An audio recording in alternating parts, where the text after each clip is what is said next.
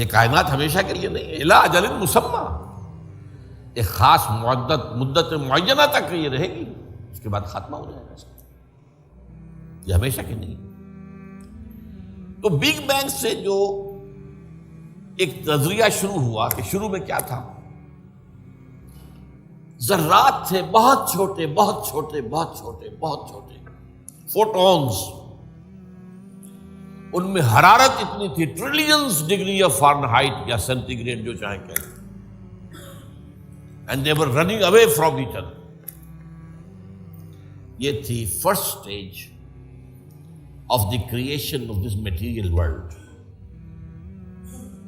پھر یہ ذرات جو ہیں یہ مل جل گئے، اس سے گیلیکسیز وجود میں آئی، گیلیکسیز ایک دوسرے سے بھاگ رہی ہیں، آج بھی مانا جا رہا ہے ایکسپینڈنگ یونیورس، یہ کائنات ابھی پھیل رہی ہے اور گیلیکسیز کے درمیان فاصلہ بڑھ رہا ہے۔ اور بڑی پیاری مثال دی جاتی ہے کہ اگر ایک غبارہ ہو، اس غبارے کے اوپر آپ نے کوئی ڈاٹ لگا دیے، اس غبارے کو جتنا پھیلائیں گے پھولائیں گے تو وہ ڈاٹس بھی ایک دوسرے سے بڑھتے چلے جائیں گے، فاصلہ ان کا بڑھتا جائے گا۔ پہلے غبارہ اتنا تھا، اب اتنا ہو گیا، تو وہ جو دو ڈاٹس کے درمیان فاصلہ اتنا تھا وہ اتنا ہو گیا۔ تو theory of the expanding universe, Iqbal نے کہا ہے یہ کائنات ابھی ناتمام ہے شاید، کہ آ رہی ہے دمادم صدائے کن فیکون کن فیکون۔ ابھی تو جیسے کہ قرآن مجید میں آیا بھی ہے، ہم اپنے خلق میں ہم وسعت کر دیتے ہیں جو جتنا چاہتے ہیں، وَنَزِيدُ فِي الْخَلْقِ مَا نَشَاءُ، یہ تخلیق جو ہے بھی جاری ہے۔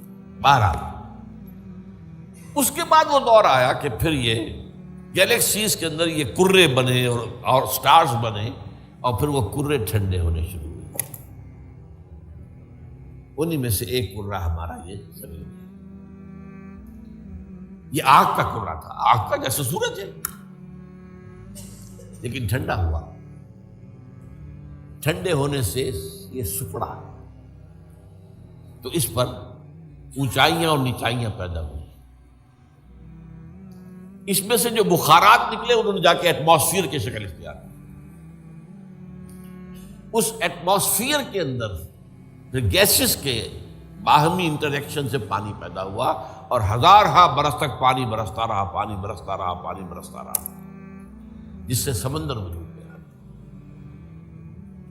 اور وہ جو زمین ٹھنڈی ہوئی تو اوپر کرسٹ آف دی ارتھ جو آیا ہے، وہ اور پانی اس کے امتزاج سے اس کرۂ ارضی پر حیات کا آغاز ہوا، اور اس حیات کی لکھوں کا سال کے اندر ارتقائی مراحل سے گزر کر آخری نتیجہ جو ہے وہ آج کے نظریے کے مطابق وہ ہومو سیپینس انسان ہے۔ یہ میں نے آج کا نظریہ تخلیق آپ کے سامنے رکھا۔ اس میں سے پہلے حصوں کے بارے میں تو اب اختلاف نہیں ہے، البتہ یہ کہ ایولیوشن کے بارے میں ظاہر بات ہے کہ اختلافات ابھی ہیں، لیکن یہ کہ یہ نظریہ ہے، اگرچہ بایولوجی کے میدان میں تھیوری آف ایولیوشن جو ہے اسے قبول نہیں کیا گیا، لیکن یہ ہے کہ ویسے اس کو تسلیم کیا جاتا ہے as a matter of fact. انسان کی سوچ میں، سوشل سائنسز میں ہر چیز کے اندر جو ہے وہ تھیوری آف ایولیوشن گھس چکی ہے۔